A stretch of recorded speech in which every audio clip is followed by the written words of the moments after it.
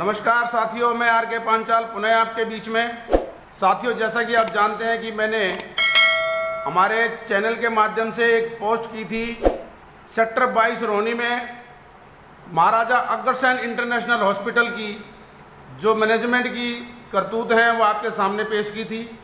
आज उसी कड़ी को आगे जोड़ते हुए हम उन्हीं ट्रस्टियों में से एक और ट्रस्टी गर्ग साहब के पास पहुंचे हैं।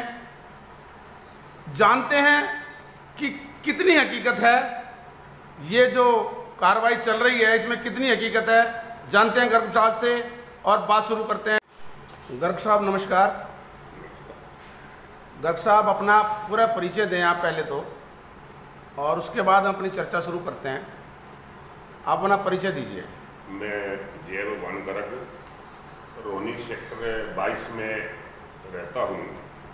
अग्रसेन हॉस्पिटल सेक्टर 22 का मैं ट्रस्टी हूँ और कई बार मेरा वैसे ध्यान नहीं रहता। मेरा ट्रस्टी नंबर है 5049 मेरा ट्रस्टी नंबर है। जी गर्ग साहब, ये अभी हमने कुछ दिन पहले आपके कुछ ट्रस्टियों से बात की। जो माहौल चल रहा है इस हॉस्पिटल के अंदर, हम आपसे जानना चाहते हैं कि इसके अंदर कितनी सच्चाई है।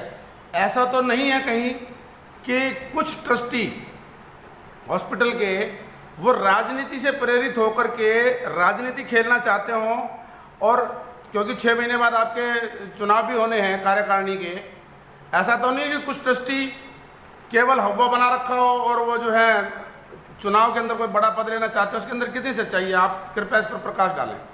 देखिए पत्रकार महोदय, आपने जो सवाल पूछा बढ़िया पूछा, बात क्लियर होनी चाहिए। ऐसा कोई नहीं है, कोई राजनीतिक मुद्दा है या ये जेन्युइन तकलीफ है लोगों की। और इन लोगों ने जो कार्यकारिणी है, मैनेजमेंट जो हॉस्पिटल की, इन्होंने वाकई अन्याय किया है, पाप कमाया है, लोगों को मरने में छोड़ दिया है। मैं तो पत्रकार महोदय ये कहूँगा, कई बार शोहरत के नशे में आदमी इतना फूल जाता है, उसके आसपास के जो चमचे होते हैं उसकी वाह वाह करते हैं और वो ये भूल जाता है मेरा यश क्या है, मेरा अपयश क्या है। वो अपना आप को बड़ा साबित करने में लग जाता है। पत्रकार महोदय, लोग कीड़ी को मरता देख नहीं सकते, लोग लाश पर बैठ के खाना खा जाते हैं। ये दृश्य सभी मेरे समाज के भाइयों के सामने है। मैं और इससे ज़्यादा क्या बोलूँ।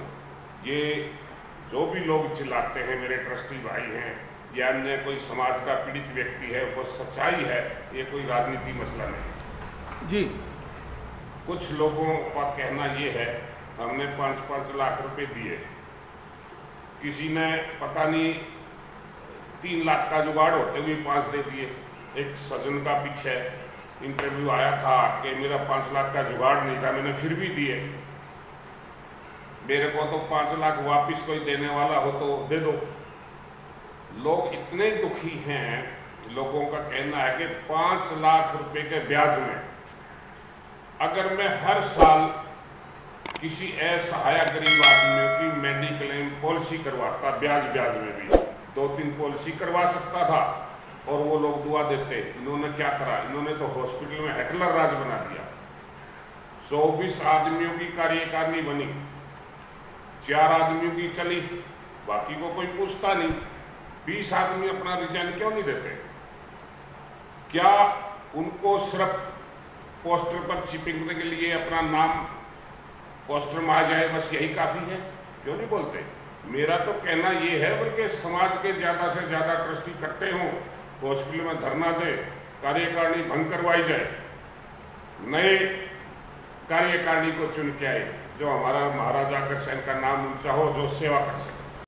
अच्छा गर्ग साहब, एक बात और जानना चाहूँगा कि अभी कोरोना काल के समय में जब पैनिक मामला था तो रेमडेसिविर की कालाबाजारी का भी मामला अग्रसेन हॉस्पिटल से आया था।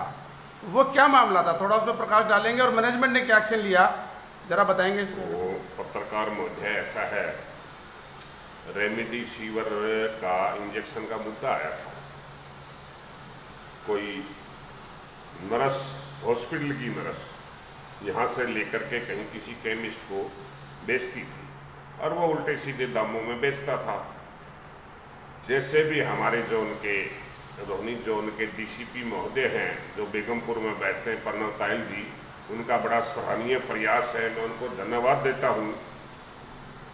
उन्होंने आदेश दिया, उनकी टीम ने आरोपी को पकड़ा, पुलिस तह तक गई, अग्रसेन हॉस्पिटल की एक नर्स दोषी पाई गई। मैं तो ये कहता हूँ कि अग्रसेन हॉस्पिटल की नर्स जो काला बाजारी में पकड़ी गई, क्या उसमें किसी आला अधिकारी की मिली भगत नहीं थी?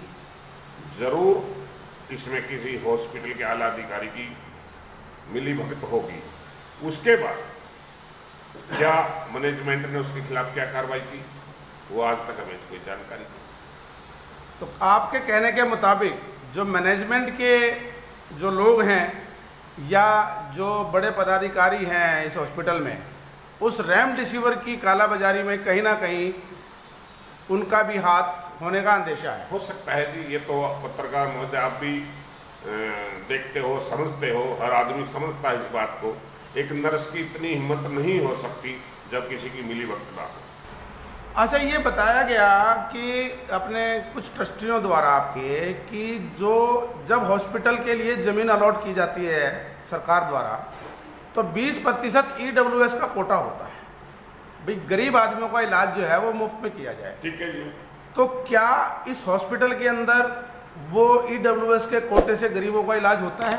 आपने पत्रकार महोदय सवाल ठीक करा। ये जैसे पंजाबी बाग हॉस्पिटल है, अग्रसेन हॉस्पिटल, वहाँ EWS का कोटा है। जब यहाँ हमारे को ट्रस्टी बनाया गया तो EWS का कोटा देने की बात हुई थी, हमारे को भ्रमित कर दिया, ये करेंगे वो करेंगे, आपको ये सुविधा होगी, दिया कुछ नहीं।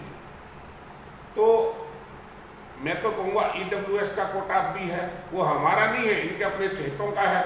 वो चाहे बिल ले लो और चाहे बिल को फाड़ दो। ये जी, तो आप लोगों की फिर आगे क्या करने का विचार है? क्या जैसे पहले और ट्रस्टियों ने बताया, हमारी बात हुई थी रोशनलाल बंसल जी से भी, तो उन्होंने बताया कि हम कोर्ट तक जाएंगे अगर इसका समाधान नहीं निकला तो इस बारे में आप क्या कहना चाहेंगे?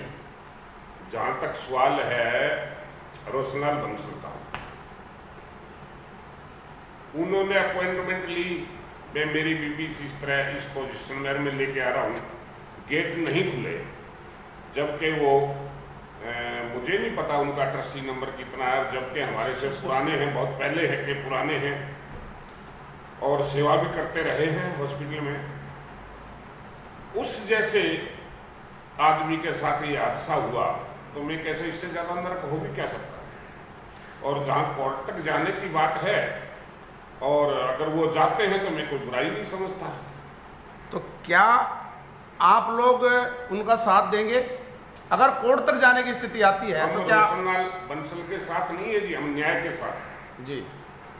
अगर उनके साथ बुरा हुआ है तो हम उनके साथ खड़े। वही चीज़ हम आपसे जानना चाह रहे थे कि क्या आपके जो ट्रस्टी हैं जो परेशान हुए हैं, क्या वो सभी एकजुट होने के लिए तैयार हो गए हैं? देखो जी, कुछ ट्रस्टी इकट्ठा होने की तो सोच रहे हैं और होना भी चाहिए, कोशिश जारी है, क्योंकि आज दुख मेरा है, कल किसी और का होगा, परसों किसी और का होगा। ये लोग इस तरह मनमानी करेंगे तो कैसे काम चलेगा?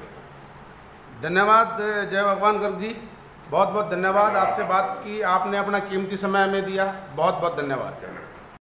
तो साथियों, ये थे हमारे साथ अग्रसेन हॉस्पिटल के ट्रस्टी जय भगवान गर्ग साहब, इनसे हमने बात की। दर्द वही है साथियों, सभी का दर्द वही है, सभी ट्रस्टी परेशान हैं, मैनेजमेंट से सभी लोग परेशान हैं, उनकी व्यवस्था सुचारू रूप से नहीं चल रही है। बने रहिए हमारे साथ, सब्सक्राइब कीजिए चैनल को, लाइक कीजिए, ज़्यादा से ज़्यादा शेयर कीजिए और कमेंट्स बॉक्स में अपना कमेंट्स अवश्य डालिए। आपके सब्सक्राइब करने से, आपके कमेंट्स डालने से हमारा हौसला बढ़ेगा, हमें प्रेरणा मिलती रहेगी और हम भविष्य में आपके साथ इसी तरीके से आपके सामने नई नई बातें लेकर के आएंगे। और एक हमारा वादा आपसे है कि जब तक द अग्रसेन हॉस्पिटल इंटरनेशनल कि समस्याओं का समाधान नहीं हो जाता। लोकतंत्र की आवाज़ पर ये वीडियो, ये सभी ट्रस्टियों का दर्द और इनकी हर एक्टिविटी यूँ ही निरंतर चलती रहेगी और हम हर एक्टिविटी को इनकी आपके सामने, जनता के सामने और सरकार के सामने लाते रहेंगे। धन्यवाद। जय हिंद।